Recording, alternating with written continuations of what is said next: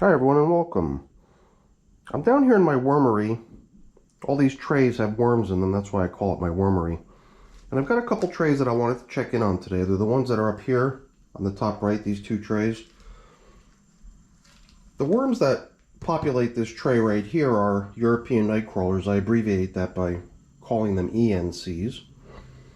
And after I had finished taking the worms out of their old habitat and loading them here into this fairly new habitat, which is at this point not even that new anymore, 68 days of age. And when that old habitat was considered to be more or less depopulated of worms, I took the material that those worms had been inhabiting and I loaded it into this container, with the assumption that the worms had probably left behind a whole bunch of cocoons that would still be hatching and producing baby worms. So what I have here is sort of a nursery bin, and this is 58 days old.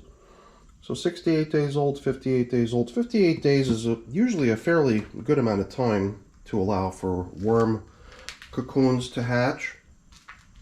And even last time when we checked in here 8 days ago, when this thing had been sitting here for 50 days already this way, we were questioning how much longer it's going to continue this way. We started seeing lots and lots of baby worms, so it seemed like, we would just let it continue. And I'm in no rush. I'm prepared to let it continue to see really how long it takes to let all the baby worms hatch and let them make their way out of the material. The idea of letting them make their way out of the material is that I set up one edge of the bin that you see over here on the side with some food and some fresh bedding, and the plastic covering is meant to allow the moisture in there to remain in there, keeping that side of the bin nice and damp while the rest of the material dries out.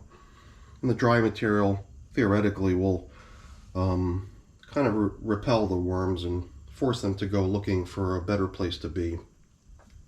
Hopefully in the place where I can try to scoop them all out in the end. And then we'll treat that stuff as finished compost that's really got no more potential for baby worms to emerge from it. I've not yet moved any baby worms out of there, but once I do, they'll just go in here with the rest of the family.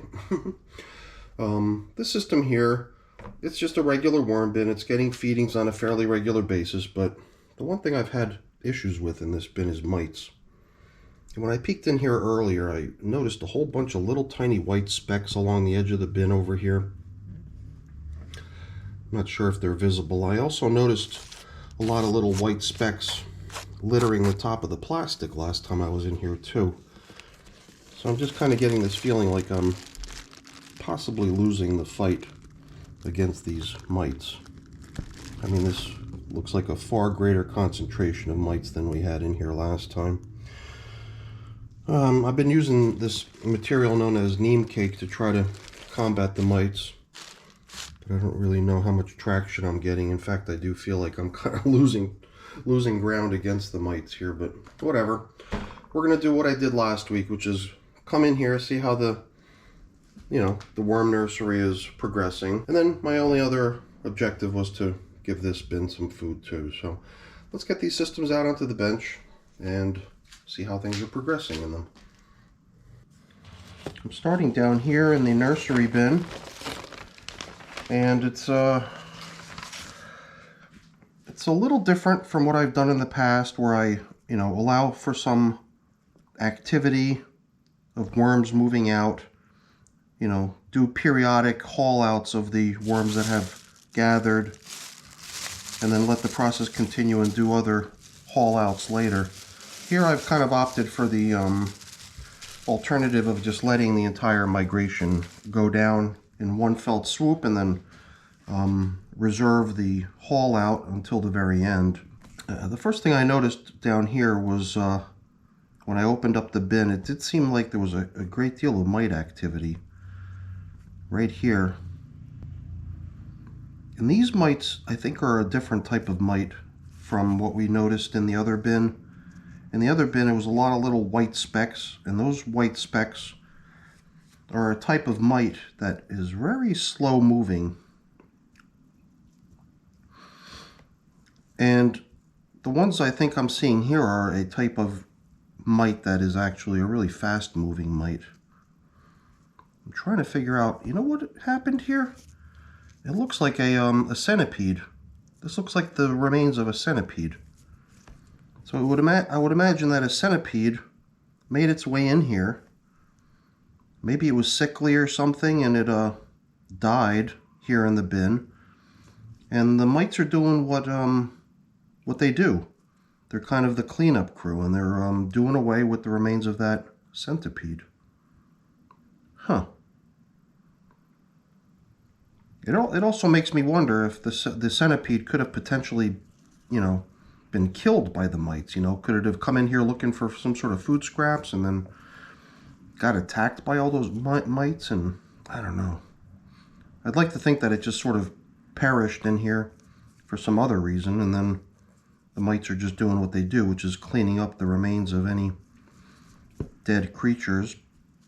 The mites are pretty quick on that too, by the way. They'll probably do away with those remains of that centipede within another day or two. So now let's just look through here a little bit. I guess I did notice when we were last in here 8 days ago that as I rummaged through the material here within the bin, I would keep bumping into little baby worms.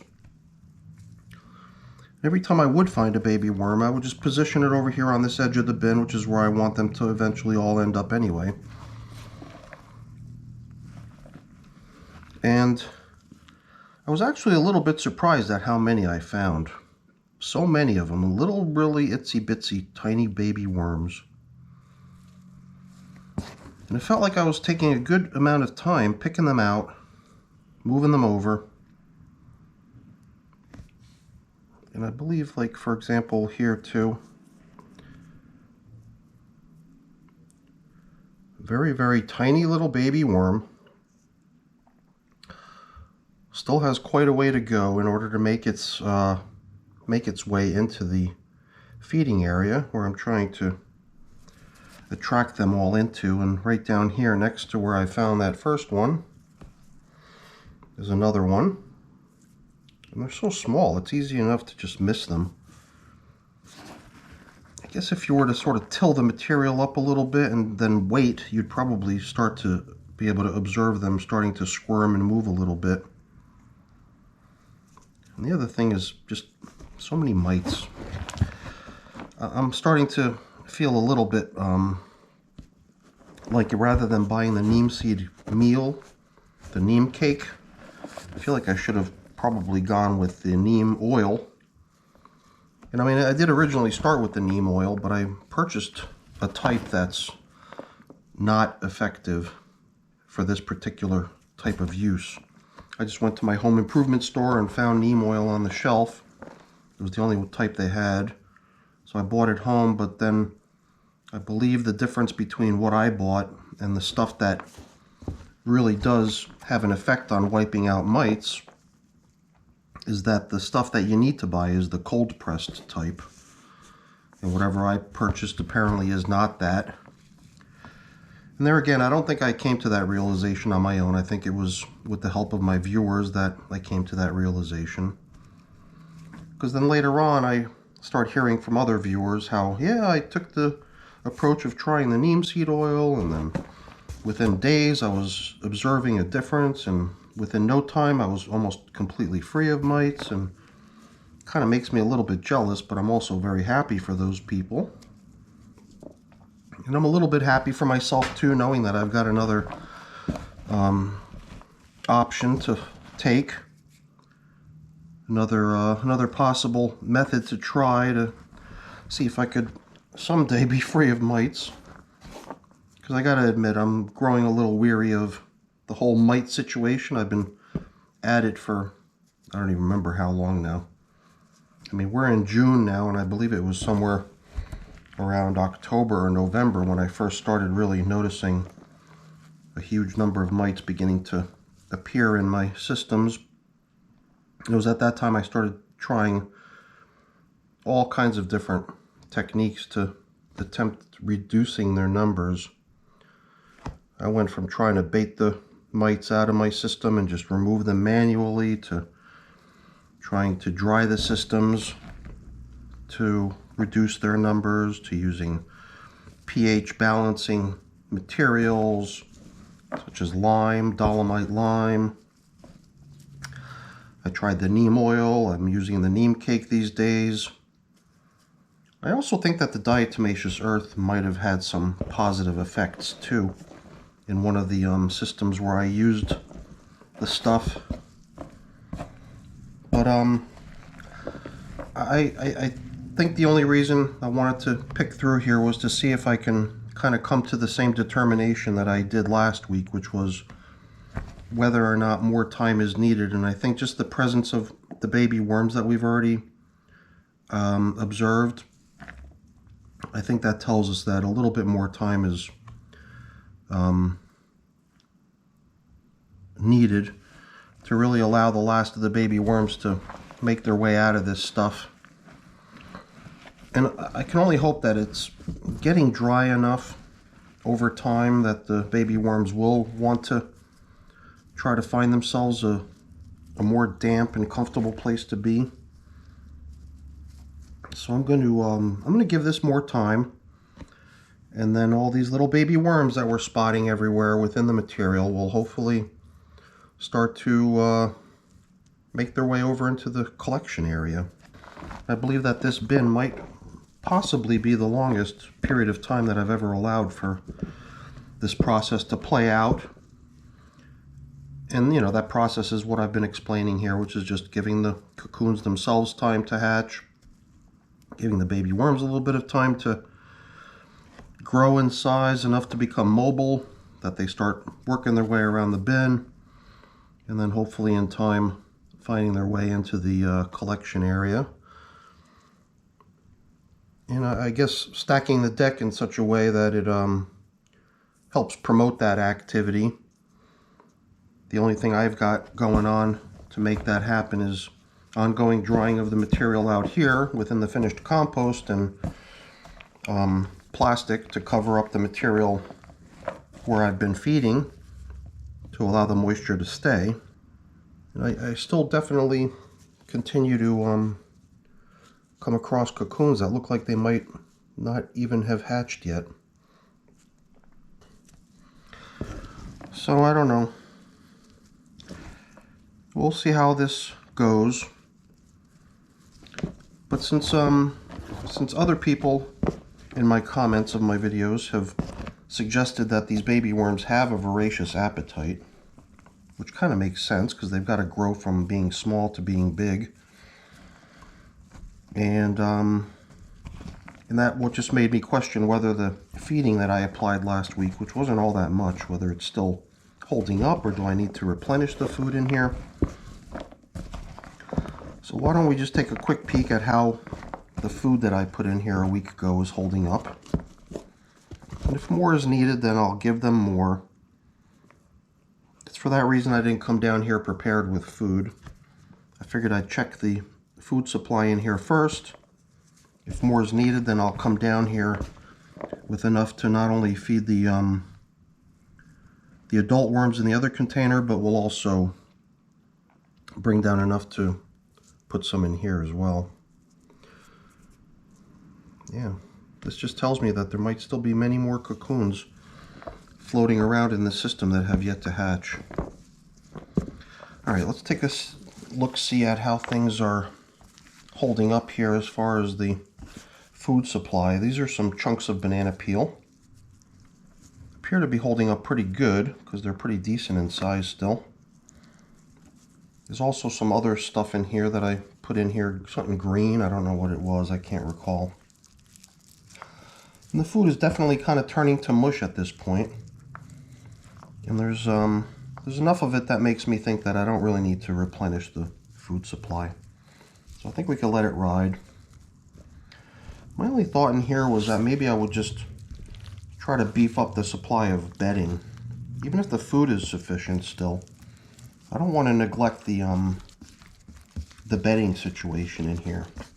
So I did restock my supply of leaves yesterday. I bought in a bunch of leaves, but I took a stop at the microwave oven in my kitchen on my way in here with the leaves. And I zapped them and I gave them about 10 minutes on high in the microwave. and it sure as hell made the box hot. I couldn't even hardly handle it. And hopefully that was enough to do away with any sort of mites that might have been trying to take a ride on those leaves and come into my wormery that way. Because I do suspect that that was how I introduced mites into my environment, was through leaves that I bought in from outside. So I still want to continue using leaves, so I've been applying that method. So let me go grab some of those leaves and we'll put them in here. I mean, all this other stuff down here, paper and whatnot, there's all kinds of other bedding in here too, so I'm sure that there's no shortage of bedding. I'm sure the bedding that's already in here is probably sufficient. But since I'm not hauling worms out, I kind of like the idea of making this into a fairly hospitable place for the worms to be. And as you can imagine, a bunch of really dry leaves like this are not something that you would really consider to be terribly hospitable. So let's grab the squirt bottle. Make sure we dampen this stuff down too.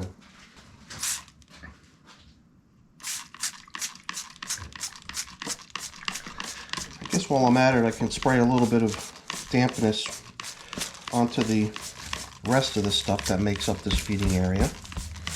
So I do want this area to be nice and tempting for the worms to come over into and remain here. So applying a little bit of additional moisture to this stuff certainly wouldn't hurt.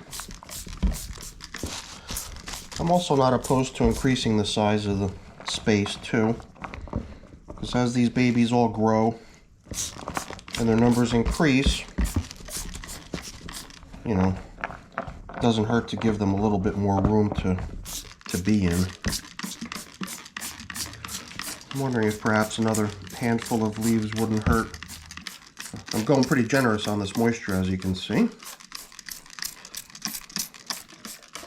Let's throw a little bit more leafy stuff in here.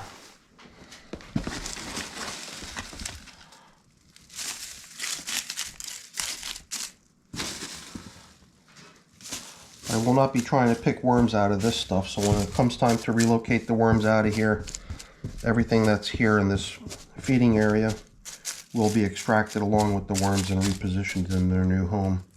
And that'll make it a little bit difficult to tell exactly how many worms we ended up with in the end. So I won't be able to play the guessing game at that point like we usually do, estimating how many worms there are, but alright. I think I've already spent a great deal of time down here in this baby bin, so let's get things wrapped up here and commence with the feeding of the adult worms in the other bin. So hopefully that's enough dampness to compensate for all that dry material I just placed in there. So we'll just butt up the finished casting material that's remaining out here to the feeding area, level things off somewhat. Not bad. And it will continue. Let's see here. Trying to be pretty thorough on the plastic covering here to really lock in whatever moisture is down in there and not let it escape through evaporation. So I think we've got that covered pretty good here.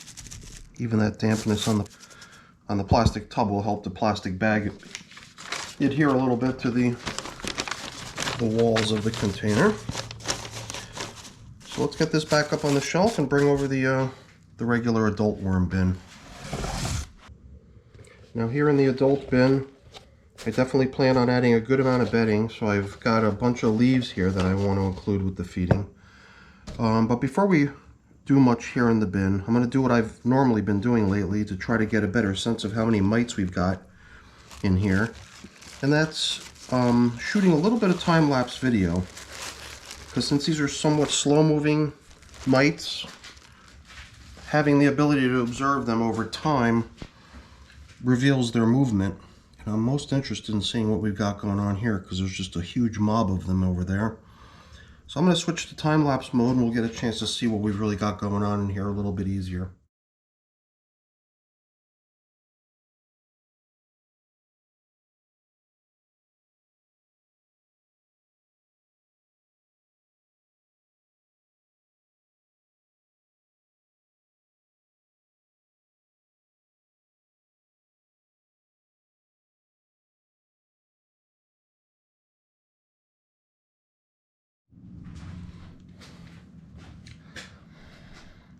So I don't even think I have to see the playback of the time-lapse footage to get a sense of what's going on here. I definitely feel like we've probably got more mites here than normal. And I could feel the material is fairly damp, and I'm wondering if that could be the reason why the mites are jamming over here the way they are here too. I don't know. Some of this just sometimes seems like it might be this stuff too. It doesn't seem like mites per se, but maybe what they leave behind. I don't know if they leave behind droppings or something. I don't know. You would think after all this time I would have become a mite expert, but I'd really just rather be mite free at some point in the future. I don't know if this paper is really going to hold up for another round of covering the top. That cocoon, it's so dark in color, I would have to guess that it's going to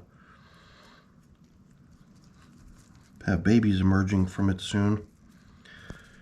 I mean, I suppose I could always just remove this paper and be done with the few hundred mites that occupy it, but I think it doesn't really put much of a dent in the overall mite population. So perhaps the paper will just stay, but it'll get repurposed as bedding down within the feeding area. So I'll set it aside briefly and we'll bring it back into play when we add the food. Look at all these mites. I guess another thing I've been doing is I've been kind of opening up the feeding area to also get visibility using time-lapse footage to see what kind of mite activity is down within the food area as well. I would have to guess that it's probably pretty significant. So you know what, why don't we do a little bit of that really quick here before we apply today's feeding. It'll give us a little glimpse as far as how much food remains from the last feeding too. I'm also curious to see what kind of mite infestation the feeding area has. Here's stuff like the orange, still holding up pretty good after what I believe to be a little bit over 2 weeks since it was added into the bin. Looks like there's other remnants of food in here too, like the stem of a banana. But we're going to add more food today, nevertheless. Kind of keep things going. So let's take a little glimpse at how things look in here with the feeding area opened up. And at least we'll get a little view of the mite activity down low too.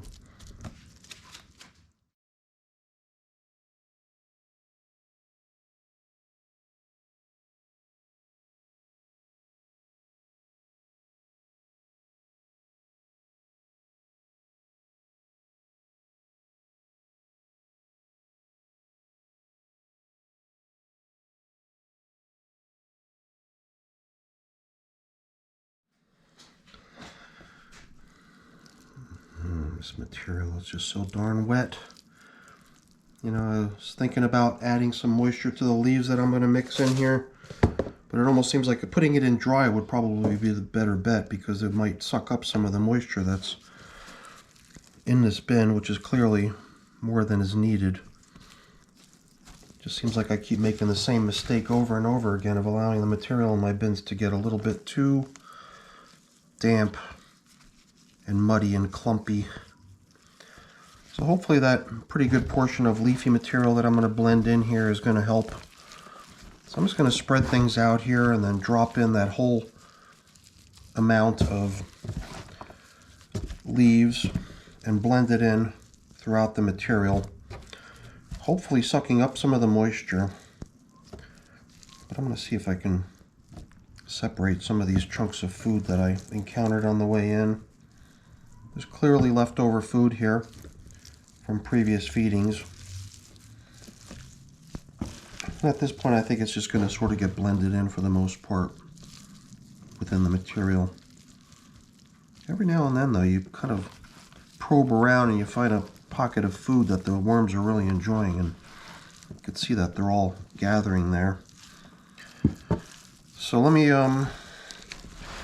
just till this stuff up a little bit more just so I can expose some of the more damp material. There too, another pocket of worms, probably enjoying whatever food it was that they were given last time. You know what? Before I put the leaves in, I also want to blend in some of this neem seed meal with the material that the mites are inhabiting, which seems to be pretty much all the material throughout the bin. Even though I'm growing a little bit skeptical about whether or not I'm gaining any ground on this battle against the mites, I don't want to just stop trying. But I am starting to get the sense that if I really want to see some reduction of the mites, the neem oil might be the stuff that might actually finally give me some relief, just based on some of the feedback I've gotten from others dealing with similar situations.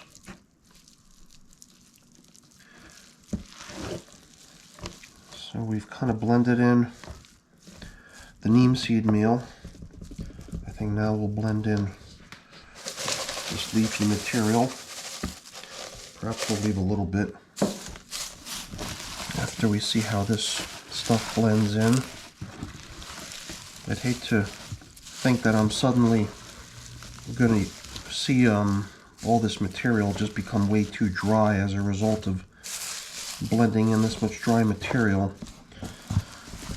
Although it seems very unlikely. This stuff is way damp. I can only hope that it helps to loosen this stuff up a little bit, help it recover a little bit from being all muddy and clumpy like this. I'm trying to decide if the remainder of those leaves that I didn't throw in here should just be mixed in like this, or should I save some of it to go into the feeding area? I don't know. Just want to make sure it's all blended in. I think I just found a little pocket of it just sitting there in a clump. Don't want to have little pockets of the leaves. I want to have the leaves really mixed in well with the material throughout the bin. So let's just make sure we give this whole thing a good mix. I'm sure the worms are not going to appreciate all this stirring and disruption of their space. All right, let's get this feeding in here and let's call it a day. Each time I start one of those little time lapse to get a view of what the mite activity looks like, it you know, translates into me just standing around for 15, 20, 25 minutes at a time, just waiting for the time lapse to conclude. So I've been at this for probably over an hour now. Well in excess of the amount of time that it should take to come into a bin to apply some food. So let's be done with this already. This is that piece of paper that had been covering things on top, and you know what?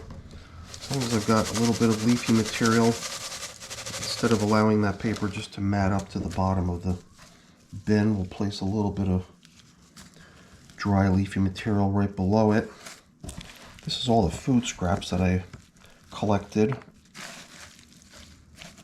before we started stirring. That includes an orange that's kind of falling apart at this point every time I touch it. So the worms seem to be doing away with it. Or the worms and whatever else is in here that's doing away with it. I'm sure the mites have probably got a lot to do with that breakdown process as well.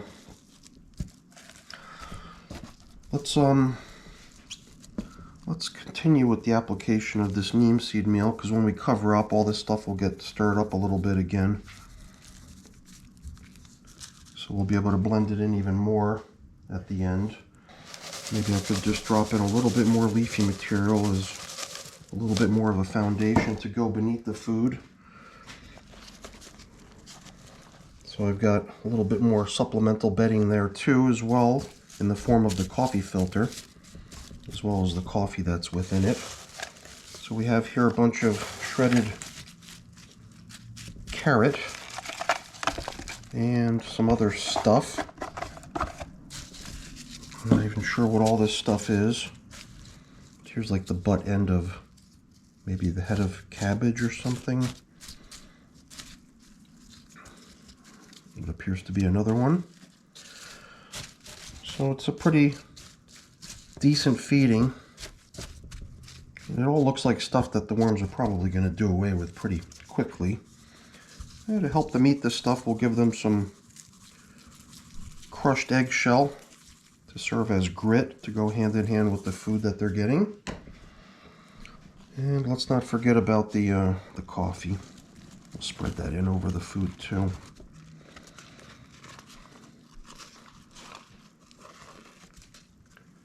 More bedding material, more paper. All good carbon sources for these little wormies.